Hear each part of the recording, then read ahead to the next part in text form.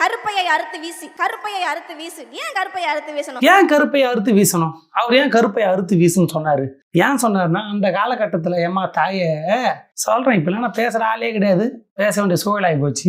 ஏன் கருப்பையை அறுத்து வீச சொன்னார்னா, அந்த காலகட்டத்துல ஒரு லேடிஸ், ஒரு ஊட்டம்மா 13-14 பிள்ளைய பெற்று போடும். எங்க ஆயாவுக்குலாம் 11 குழந்தை. எப்படிதான் யோசிச்சு பாருங்க, ஒரு பிள்ளைய பெக்கிறதுக்கு 10 மாசம், அப்புறம் அது குழந்தையில பால் குடிக்கும், அதை வளர்க்கணும், அது ஜெட்டியை போகணும், கழுவணும், அதுக்கு ஒரு 15 மாதம். அப்போ ஒரு பிள்ளைக்கே 2 வருஷம், 13 பிள்ளை, 26 வருஷம் ஒரு அம்மா வேலை செஞ்சுனே இருக்குது. பிள்ளைய பெற்று போட்டு அதை கழுவி குளிப்பாட்டி வளர்க்குறதே வேலை. அதுக்கப்புறம் சோத்தாக்கி போடணும். இப்படியே வாழ்க்கை இருந்ததுனால, அது இருக்கிறதுனால தான் நீ வீட்டிலே இருக்கிற, அடிமையாக இருக்கிற, இந்த சமுதாயத்தில் இப்படி இருக்கிற, படிக்க முடியல, வெளியே போய் வேலை செய்ய முடியல, உனக்கு பிடிச்ச வாழ்க்கையை வாழ முடியல.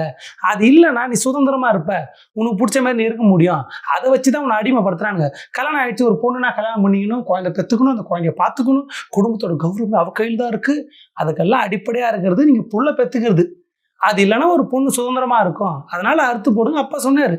அது ஆளோட விருப்பம், ஒரு ஆள் ஒரு மனுஷனோட விருப்பம். அது அவர் ஒரு கருத்து சொல்றாரு. அந்த காலத்தில் அப்படி இருந்துச்சு, இந்த காலத்துல வந்து அதை வேற சொல்லியிருப்பாரு.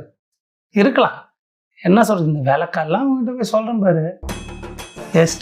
அடுத்து